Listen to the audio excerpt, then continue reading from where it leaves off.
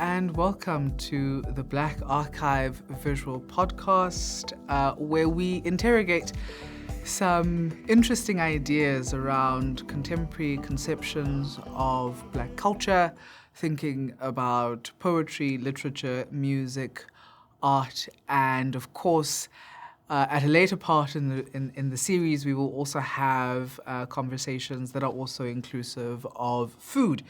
Today on the Black Archive Visual Podcast, I'm joined by Nii Ayikwei Parkes. Nii Ayikwei Parkes is a Ghanaian-British writer and editor who has won acclaim as a children's author, poet, broadcaster, and novelist.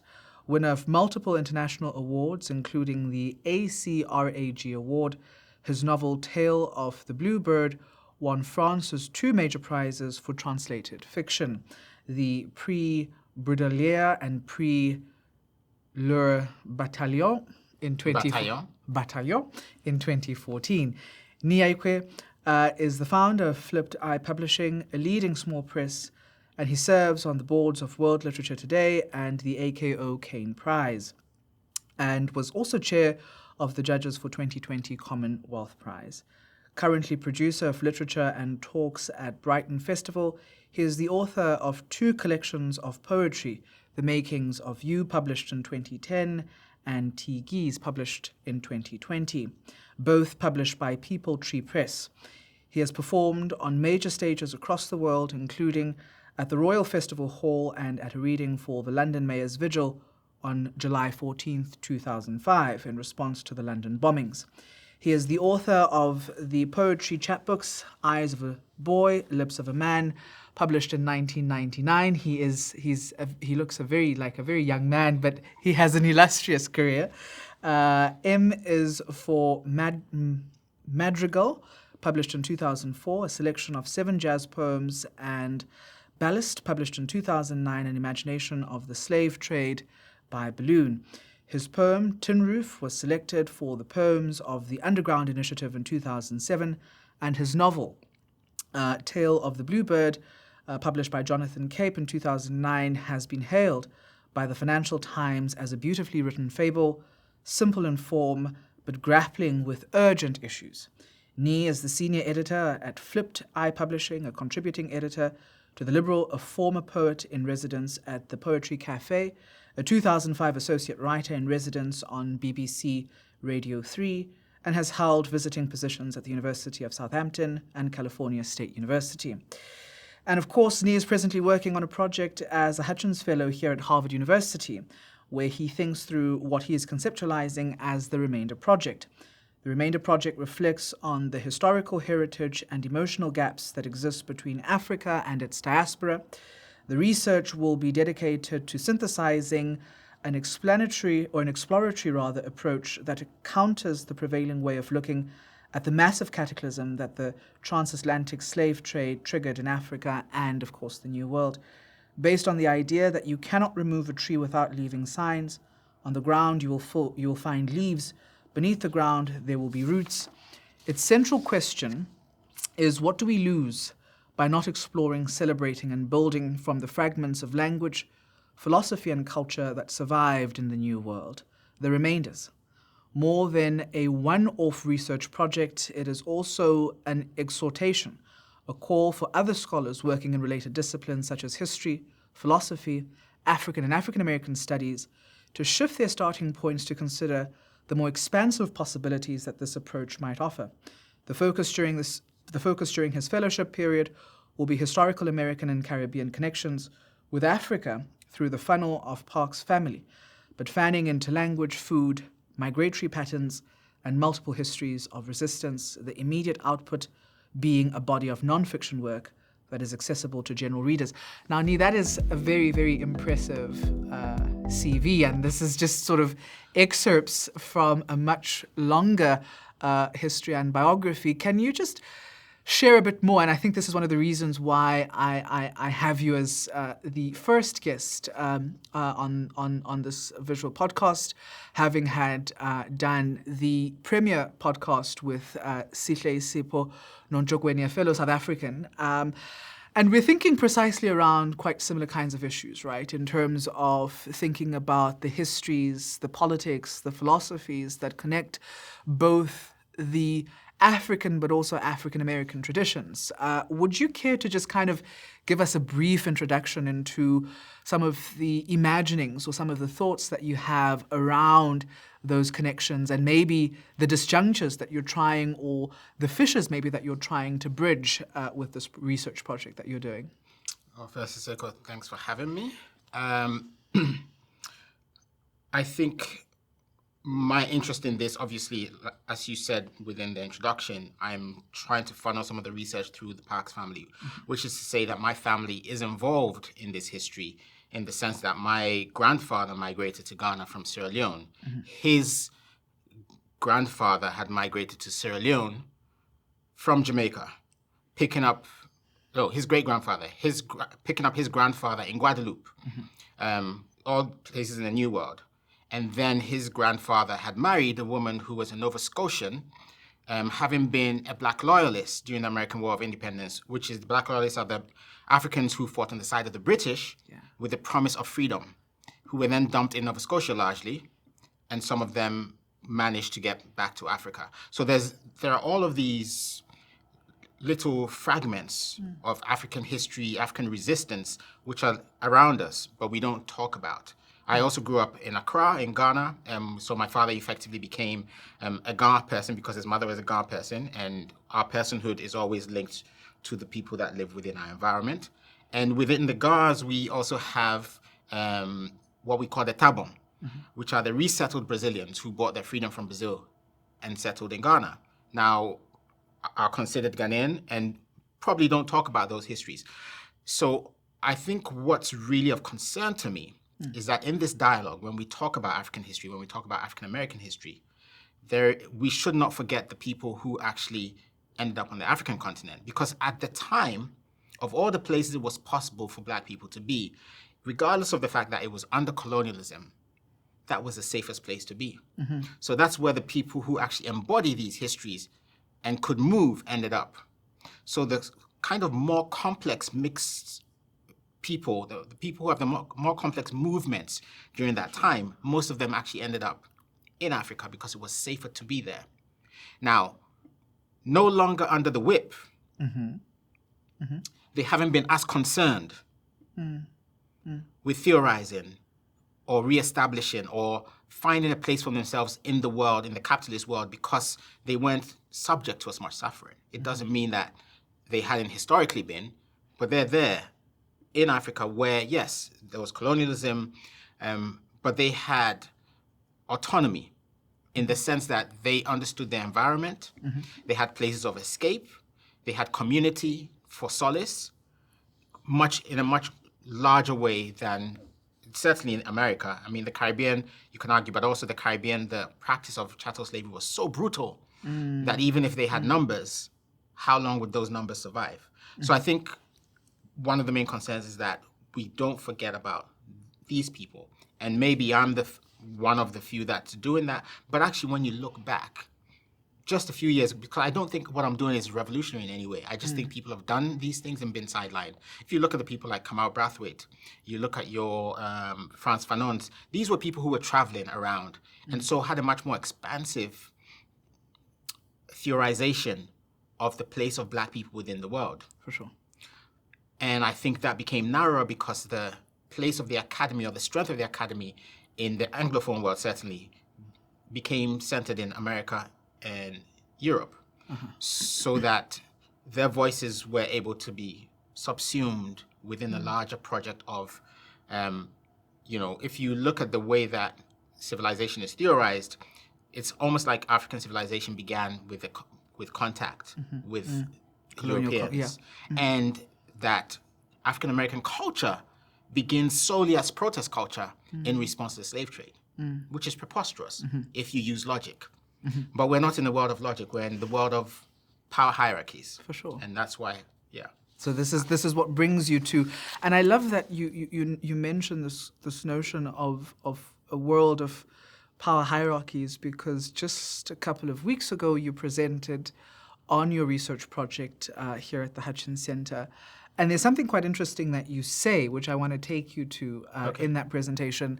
And I'd like you to expand a bit more on this just because of, I suppose, the intrigue that one can get from this. You say, my ethos in the work I do is not to seek to prove my humanity to anyone, which is a sense I get with a number of works that I've read in fiction and non-fiction dealing with African and diasporan culture and society. I'll stop there because I'll expand just a bit more, but I'm curious about these legitimation moves, maybe, that as Black writers and Black intellectuals we're trying to make, right? And once you've kind of situated that, I'll go back to the bigger excerpt in terms of how you continue that train of thought. But I'm curious about how it is maybe that you would critique us, right? And maybe not even Black intellectuals and literati, but maybe let me think even more broadly, right, in terms of Black thinkers and Black society, this kind of desire, this perpetual desire to always attempt to qualify our humanity, and you say that that's not your starting point. I'm curious about the critique there in the first instance, which was the first move, but then the second derivative for me then becomes, well, how do you imagine the work that you're doing, and how liberated is your project when it doesn't seek to start from that qualification of one's humanity? Yeah, I mean, the critique is only a mild critique. It is to say that that's not my focus, because I think there are two. I think it's really dangerous to only think from one starting point. And I think the reality for Black people is that we have a project of survival, and then we have a project of endurance. The project of survival, some of that means you have to qualify your humanity so that you are not attacked as much, you are not made the beast and thought of as disposable. Because essentially, what happens for anybody to dehumanize you is for them not to think of you as a person, but as a problem or as an obstacle. So if your culture is thought of as an obstacle to progress, then it's discarded. If you're thought of as a problem, as you're not educated enough to be in society, then it means that you haven't come to humanity. The moment you're being seen in these two ways, you haven't come to humanity. So I completely understand the impulse to prove humanity. I just feel like if that becomes the only focus, then we won't get endurance, because we will constantly be in this process of proving humanity for each person every time. Because as much as the blanket will be used as Black people, when it comes to proving humanity, they'll do it on a case-by-case basis. For sure. And this brings me to the second and derivative question, right, which is the question of how liberated is the process of not starting from that particular perspective of trying to prove one's humanity. And this kind of, it takes me to a certain extent to the broader presentation that you did 2 weeks ago at the Hutchins Center, where part of the project, in terms of how I understand it and how my own research kind of comes to the question, is through the process of language, right? So if I come from a history of language, a history whose language is rich and is filled with philosophies, then the process of thinking about that liberates me from the process of trying to prove my humanity, right? For the very fact that I have a system of thought that is organized and centered around a system of intellection, which is the language, right? Then that says to me that there's a certain sense of capacity to breathe. So I wonder, if you could say something to this idea of what it means not to have to start there at that point of I have to prove first and foremost that I am human in order for me to then take the second step, which is the step of thinking. Well, I mean, we have to think about what the first step means. The moment you accept that you have to prove you're human, it means you have to accept that you're not human. Right? So the moment you start from that paradigm of I have to show these people I'm human, it means you've accepted that you don't have culture, that you don't have anything worth anything. So it's a two-pronged thing, and we only think because of survival.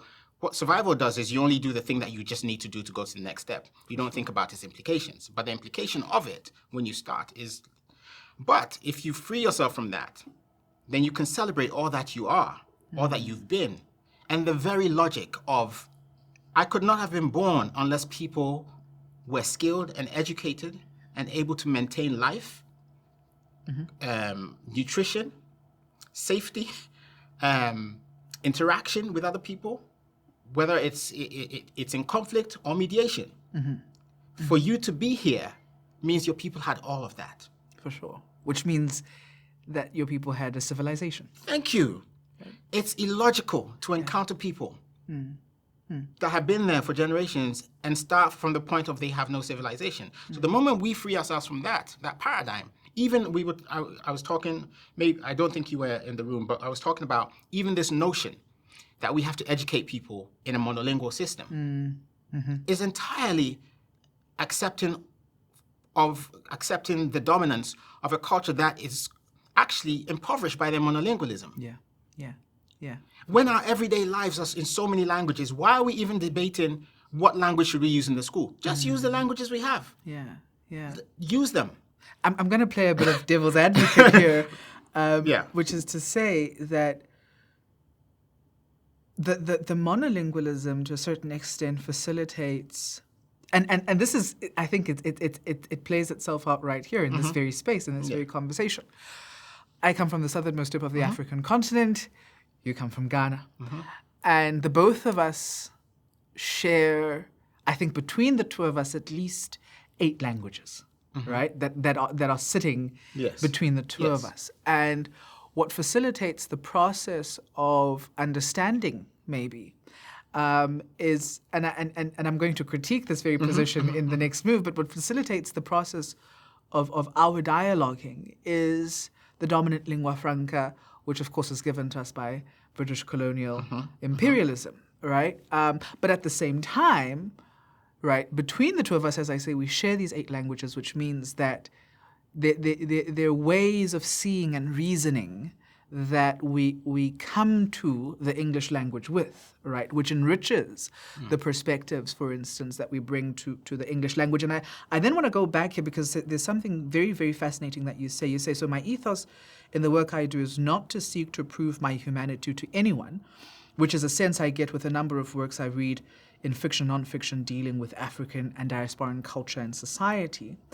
And then you say something incredible. And I think this is quite fascinating, especially for our listenership, which is to say, but for us as Black people, Africans, to better understand ourselves in eternal dialogue across the distances fabricated between us since the massive cataclysm that the transatlantic slave trade triggered in Africa and the New World, right? So that gulf that exists between the two sides of the Atlantic is a curious gulf, right? That one begins to really reckon with when one finds themselves in a culture steeped in the monolingualism, stripped of its legitimations, of a history, of a genealogy. And I'm curious about how you're thinking about that in the project that you're doing because of the nomadic nature that the Parkes family has, right? Which is what brings you to the project that you're doing at the moment. So I'm curious about how we deal with that widening gulf, which of course didn't exist if we think back to the 20th century. So for instance, Bessie Head was being read by the likes of Toni Morrison as well as Ben Okri. Folks like James Baldwin were talking to the likes of Chinua Achebe. There was an interesting conversation that was happening between the continent and the African-American intellectual community and artist community. So what happens between the 20th and 21st century and how do we navigate those rifts, if one can put it like that? Yeah, I mean, first of all, that was a generation where there were few people. We often hear these monikers given to people, the father of. This was the generation of the fathers of. So it was much easier for people to have those conversations. But there's also an element within that of these are legitimized within the structure of this monolingual construct. So first I want to say one thing, and then I'm going to say three things. The one thing I want to say is you have to remember that we come from a culture of linguists. That all of our kingdoms, side by side as they were with different languages, had people that would intervene. And people traded and moved around and learned languages very quickly. We have a facility with language because we recognize the humanity of other people. We don't impose our languages, we go, we learn, we trade. The most skillful linguists, even during the transatlantic slave trade, were Africans. Right? So this monolingualism has not gifted us anything. It took something away from us and replaced it with this single unit, right? And then I want to talk about what it does when we shift the paradigm. I have been on a number of panels where people have spoken about what is your literary heritage in Europe. What I realize is that when people ask you that, what they're saying is, how are you like us?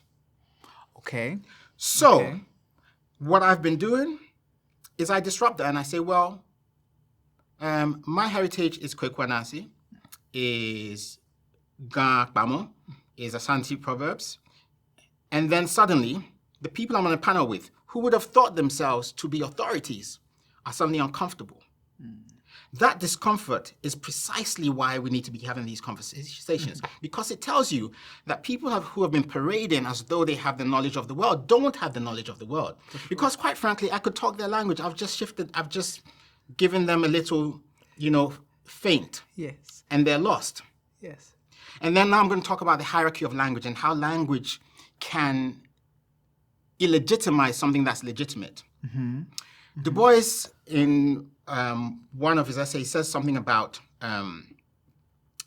you reach critical engagement when you know something about the process of an art, right? That you're thinking about the process of an art form. I'm paraphrasing here. Which means that you know that the art form should be conducted in a particular way. Think about the language that's attached to our ways of doing things in a particular way. What would be used to describe it? Ritual. But ritual is critical knowledge. For sure. So we've had criticism. Yes. Because we have ritual. Because when you go and say something to somebody and they say, no, you don't say it that way. They're not saying, don't say that thing. You don't say it that way. If you want to vary it, do it this way. So it has within it that latitude for invention, but there's a critical dimension to it. There was, at some point, some Surinamese who had maintained chants from their shanty, from their can, went back to Ghana. And they did not even understand what they were chanting. They had maintained it. And when they got back, in dialogue, the guys were saying to them, okay, yes, you're saying the right, but over here you have to do this. This is generations later. The critical engagement is there. But we call it ritual. In English. And it exposes something, I think, that a lot of us don't think about, right? So when you're thinking about the process of an art form, whether it is the process of writing, whether you're thinking, for instance, in terms of historiography in historical studies, that is the philosophy of the discipline, right? So when you're beginning then, and this is quite radical what you're saying, Nii, what you're saying is that if we were to begin to reckon with ritual as philosophy, what would be the implications of that, right? And I think part of it, right, is precisely the fact that doing that work dumbfounds our colleagues who are trained, because we are also trained, for instance, in literary theory, literary criticism, philosophy, history, historiography, anthropology, political theory. These are things that we have studied, right? But then, of course, there's another process of training that we undergo because of our situatedness on the continent, right? And because of the access to these knowledges that we have and the epistemologies that they give us. So, and this brings me to another point of the conversation. So, for instance, you say in your work, the work of Ishmael Fifi Anibil sometimes represents admonitions, right? So you say it is both denotative of praise and admonition. And you reminded me there in your paper of the work, for instance, of Mazisi Gunene, right? So Mazisi Gunene, the South African literary giant and poet, kind of demonstrates in a certain way how in the poetic genres of isiZulu, there's a very curious slippage, right, between praise and critique, praise and admonition. And I wonder if you could expand on this, right? And more importantly, if we were to give, for instance, folks who don't have access to this knowledge some sense of translative equivalence, even though it would not necessarily be direct equivalence, I wonder if we could think about this process of the contemporary poet as maybe Africa's contemporary bard. I don't know. So I'm curious first about poetry and what is publicly within as you say, for instance, yes, you say that, but you don't say it like that, right? How that the existence there of those public admonitions, for instance, how that is situated within spaces that would otherwise be read, for instance, in the West as, that society curtails free speech, right? That society doesn't have the liberties and freedoms of democracy that we have, because that's the discourse, right? That's the 21st neoliberal discourse that we have to contend with. So I'm curious about in that critique, in that criticism, that public criticism finding expression through art, how we can situate and understand that within the histories of our traditions. I think the larger picture for that example of admonition and praise was really to say that we're from a culture where we don't attribute only one direction of equality to something. So somebody is not good, and therefore everything they do is good. There's good and bad in everyone, and we embrace that. One of the things that's I think is always interesting, I've been toying with doing something on Disney, where the villains always have a scar or something like that, right? And the good people are good looking, right? So from the beginning, when children are raised within this paradigm, it is to say that good is good. It's infallible, and bad is bad. It's irredeemable. We don't come from cultures like that. For sure. And that's what that demonstrates to me. Whether it's Hunene's work or it is Ishmael Fifi Anibil's reimagination of old sayings with new graphics. It is to say that if an elder goes to my mother and says, your son has done something, she won't, and he can prove it. She won't automatically say, my son is bad. She will call me in and say, hey, I love you for this, but you can't be doing this. Yeah. Right? Yeah. Which is to say that our admonition comes from a place of believing that there's redeemability. And if the admonition comes from a place or within a culture that does not believe in redemption, then it feels very different, which is why people go around saying they've been cancelled. Because it's within a culture that doesn't really believe in redemption. Nii, this is incredibly complex what you're raising, and it's beautifully sophisticated for a number of reasons. So what happens, and this is purely out of philosophical curiosity, because South Africa's praised as a society that is a miracle across the world. But the problem is that as African folk, we thought about that. We were like, okay, nobody, ngesiZulu sithi umuntu asimlahli, right? You don't throw away a human being, right? You can't do that. Yeah. It's virtually impossible, right? For the fact that a human being is a human being means that they have redeemable qualities, irrespective of how bad I might act toward you, right? But if you remind me of your humanity, and I see your humanity, I have the capacity for redemption. Yes.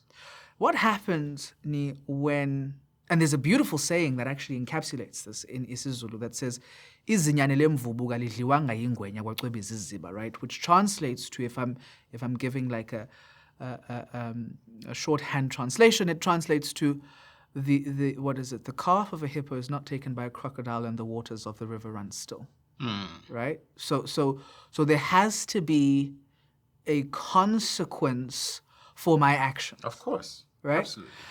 Now, what happens in the context where the quality of redemption is turned against? So I harm you, and because I know that you exist within a framework that says as a human being, I am redeemable, I constantly come back with that framework to say, but Nii, I am redeemable. Redeem me, Yes. right? Even though I have done nothing to suggest that redeemability. There's a conversation happening right now in the United States to say, sure, you acknowledge that, for instance, Harvard University exists or stands on the, ill-gotten land of the Massachusetts people. But the acknowledgement is not the same as the repatriation of the land. Absolutely. Right? So what happens in that context where I'm like, oh, I'm sorry, Nii, right? And I don't follow up my apology with the capacity indeed for my humanity to be redeemed. How do we understand that fallibility? Well, I mean, and this is the beauty of philosophy, and particularly African philosophy, is that just because somebody is redeemable doesn't mean that they will be redeemed. So somebody can come with bad faith for you to give them a chance. Yes. But if they abuse the chance, then the consequences, they cannot. If we go back to my mother and the elder, when my mother says, I love you, but you shouldn't have done this. Correct these actions. She would have made me correct the actions. She's not just going to say, you shouldn't have done this and that's it. She would ask the elder, oh, fine, I mean, you can't fear. No fair, no badger. What can he do to make things right? And this is one thing, and if you look back into even the writings of Soyinka, even if you look at Things Fall Apart, right? There is, if you look at Okonkwo and his actions, it's like he was inflexible in taking his actions to kill his adopted son. Because the dialogue didn't happen. The dialogue that should happen is always with the wronged. We don't have the same punishment for the same crime in Africa, in our traditional systems. What we have is a council, and you ask the wronged, what would make it right for you? Because it's different for everybody. If you think of a system where we have a fine system, right? So somebody does something to you and they say, well, you have to give them 500 Rand. Yeah. For somebody who's a millionaire, what does that mean? Nothing. Nothing. For somebody who's poor, Everything. it means a great deal. So if you ask a millionaire, what can he do? They might say, he can come and spend a day doing this. The reparation will be different. Exactly. And it must appease the wronged, not the idea of the person who did the wrong, of what it means to appease, which is the situation in South Africa and here, which is twisted. If you say this to any African elder, they will laugh you out of the room. Yes. But who's listening to them? In the South African system, when they set that up, they used an African philosophy to set up a Truth and Reconciliation Commission, and then didn't ask the wronged, what should be done to right this wrong? So you are going to see the repercussions of that. For sure. So we can't go, I mean, the point being, we can't take a philosophy halfway. Yes. If we're going to adopt Ubuntu as the founding premise of our society, follow through with what we would call, because a lot of people, don't believe in this in Ubuntu as it has been developed in the country. There's a form of curative violence that underlies Ubuntu, right? Where you are curating Umuntu, right? Through this philosophy of Ubuntu. And this brings me to another aspect in your work, Nii, and I think this is why your work is so rich, right? Because it allows us really to kind of traverse so many aspects. Within this sort of framework of an individual who exists within society, you make a distinction between individualism, exceptionalism, and communalism in your thinking. And you say that individualism exists within communalism, but it is pejorative of exceptionalism. Yes. Can you say more about that? So, it's basically the understanding, and so just for the Westerners amongst us, so you can relate. We can relate it to biblical talents. Everybody has a talent, and they grow that talent. But that talent is within the community. Okay. So because, and we've spoken about linguists, because the linguist is the person who goes and negotiates for us to get a good price for the grain that we will store over the fallow period, does not mean that that linguist becomes better than everybody in their community. They're contributing from their skill to serve the community. They're an individual. That's who we turn to when we need something translated. Yeah. But if they should turn around and say, you are not worthy to sit with me because you can't speak the languages I speak, the community would not respect them. Has every right, in fact, actually, to excommunicate them. Exactly. And that's where we talk about exceptionalism. So as an individual, they will hold you to high heaven. They'll promote you. They'll sing your praises. When You will be distinguished. Yes, you'll be distinguished. But you cannot hold yourself to be exceptional. Because you also have to remember, we believe in cycles. For sure. So your replacement is going to be born. Yes. So who are you? I love that question. Who are you? And this is why also, and even in the way we communicate art, this is when I went to England and I was doing poetry, sometimes people would get annoyed at me because I would read and engage the audience. And they say, you're making, if I have to read after you, it's not going to be interesting. But you see, I come from a culture where I don't take it for granted that the audience is going to listen to me because I'm not exceptional. Okay. And also the practice of art making is a communal practice. Thank you. Back at home. I'm in dialogue. I'm like, you are doing me an honor by being here. Yes. So I can't look in my book and think you are sitting there thinking how amazing I am. So let me just read and let you like absorb all of this my great knowledge and my turns of phrase and be blessed by it. No. For sure. And I think what it points to maybe, and what you're suggesting, is an aspect of epistemic humility. Yes. Right? Yeah. That's a very fancy way to put it, but yes.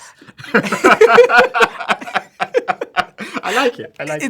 It's and we've been thinking a lot about this, specifically in the work, for instance, of African philosophy and decolonial thought, right? To say how part of it, going back to the earlier parts of the conversation, is to say, how do we bridge the gaps and the fissures? Part of it is rooted in our capacity to be humble enough to say, well, there are certain things that I might know, but I don't know everything about the world, right?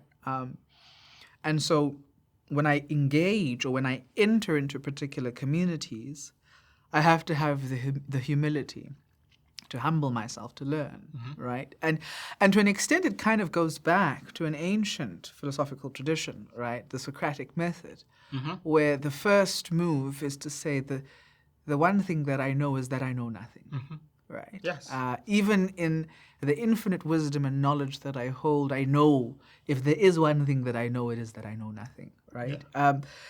And I think part of it, or where I'm shifting towards, is again going back to the linguistics component, which is to say, in that framework of epistemic humility, how does the systems of thought that you are thinking about in the Remainder Project differ, for instance, to Descartes' cogito ergo sum claim, right? Which is what we get in Western dualism. Whereas, for instance, on the continent, what I'm finding in both in your work and in your thinking, and I guess the question then becomes, how does this translate to the creative output that you're developing? How do we cultivate a system of being human that doesn't split the human? Because the human is never split. Yeah. I mean, what's really interesting when I consider, even from my background in science, when I consider Western thought, is that there are always some steps from an African philosophy point of view that they jump. They jump some steps. When you do physics, you're doing heat transfer, there's a coefficient of heat transfer, right?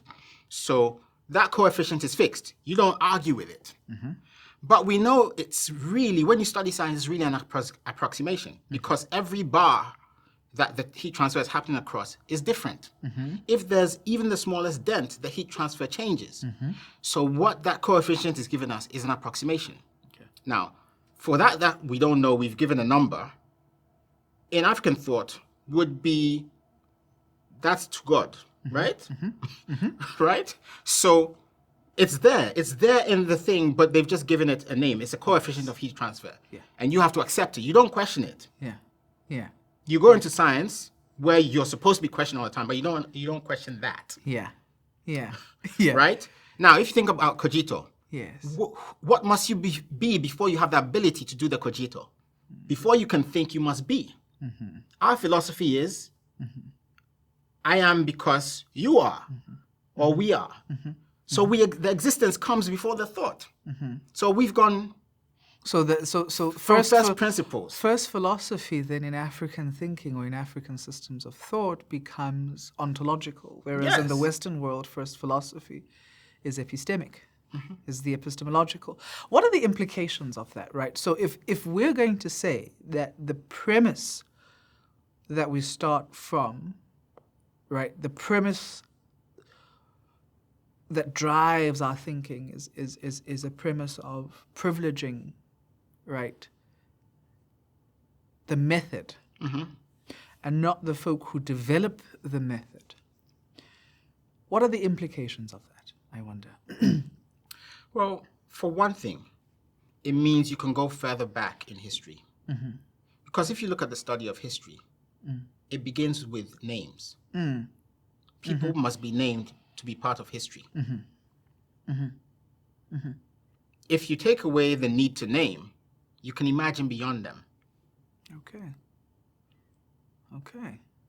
Right? So then we're going back to the beginning of the world. But precisely, and that means to a very large extent then that, the capacity to imagine and to recreate the world becomes quite radical, right? Now, and this is precisely, it brings me to the last point of the conversation, which is part of the work that the Digital Black Archive is trying to respond to, right? Which is to say that we're trying to achieve driving principles that allow us to imagine a new world. And I wonder how, as a contributor to the Black Archive and as a contributor to the Digital Black Archive, how you see your work facilitating that process of reimagination. I always think of myself as a bit of an imposter in the intellectual space, but I'm very sure of what my project is in the imaginative space, in creating poetry, in creating work for children, in creating whether podcasts for radio, whatever it is, that through imagining in fiction sometimes what's possible, people can break out of the mode of what they've come to accept as normative within intellectual and, I suppose, normative ideas about mainstream dialogue, right? So, for instance, when I did Ballast, which you mentioned, reimagining the slave trade by balloon, it wasn't so much that you need to reimagine the slave trade. Yeah. But what happens sometimes is people get caught and start to protect their positions based on something that's happened. If you say it's happening by balloon, then people are more receptive. Yeah. But you can make the same arguments. Yeah. So in one of the poems, I talk about somebody being dropped from a balloon, right? In the same way that slaves were thrown overboard. Yeah. But once you do that from that height, you're not talking about velocity. And so we can talk about Einstein's E is equal to mc squared. And so then I claim that the energy that built America is from fallen slaves. But it's in that realm, nobody's arguing. Because, and then so somebody who's reading it is like, yeah, but also it's true, right? Whereas if I brought that in some other way, they might even not get to that point because they'll be like, oh, I'm talking about slavery again. Talking about, it's overdone. Exactly. Yeah. So the imaginative spaces where, and being able to imagine these things is from, and when I spoke about Anansi, is from these tales that I was told as a kid where we knew that the storyteller was taking our names, was taking stories our parents had told them about us and incorporating them into the tales. The tales were dynamic. They imaginative, exciting, vibrant, alive. And it told us they could adapt. It tells us something also about our culture.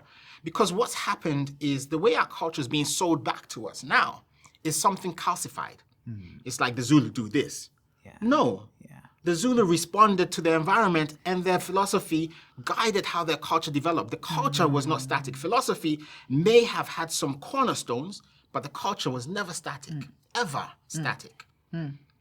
And so by thinking about those things, it affects how you then create and how you imagine, how you explore new ideas, how you share those ideas with the world. And I think part of it is to say, if we think about the radical work that is happening among young artists, not only in South Africa, but across the continent, part of it is a revisitation of the malleability and the fluidity of our cultures. Right?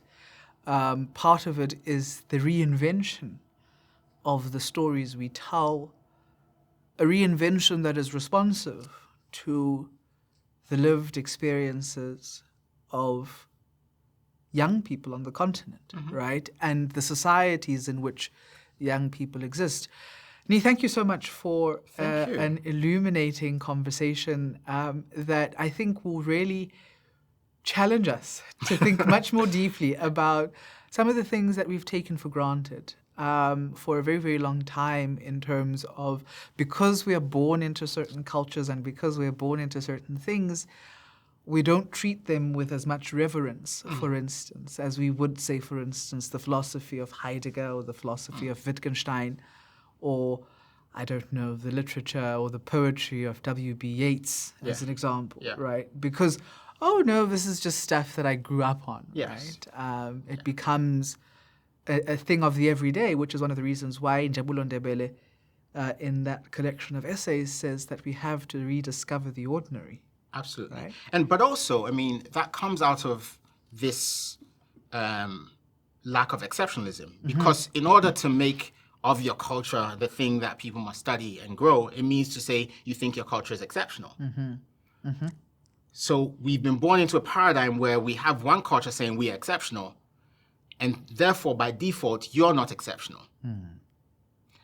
Whereas we come from a culture where we actually should be equal, but we've accepted that this is exceptional. So we've now then, at the same time, devalued our own.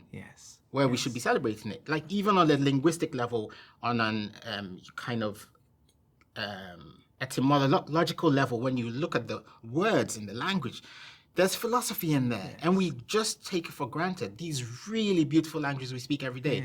And as I said, this thing of going into a place and translation, and what it teaches us is to listen. What you find is Africans travel and we learn languages very quickly because we have the ability to listen, because we still, even with these colonial languages being imposed, we still have our other languages beneath the surface, which we are still doing the same thing we've been doing for centuries. You know, I spent a whole trip sitting in a vehicle with Madosini in an essay. And she was having conversations with me. I could not understand a word she was saying. But later, when I was having conversations with other people and I said, I think Madisini told me that, they're like, yeah, you're right. That's what she said to you. Really? This is incredible, You right? feel it because you're listening not just with your ears. Language is not just your ears. For sure. It's an emotive experience. It is an Yes. experience. Yes. It And is an she was experience. talking to me as her son. Yes. So I Yes. listened as her child. Yes. And that's it. It's the attitude of listening will take you to some degree of understanding before you even know the words. Absolutely. Nii, thank you so much. It really has been such a rich and Thank you fruitful for wonderful conversation. questions. I am grateful to both Harvard University, the Center for African Studies, as well as the Hutchins Center for African and African American Research for bringing the two of us Yes, into this space to be able to conduct this conversation. And following on in terms of the series of the conversations that we will be having as the Black Archive Visual Podcast, we will be thinking about some of the complexities of the conversations that have popped up in the first two that we've had, thinking creatively around language, thinking creatively around music, around culture, around poetry, around writing, and what that has meant for the sustenance of the soul of our people. Folks, join us next time as we speak to another one of our wonderful guests here on the Black Archive Visual Podcast. Thank you so much.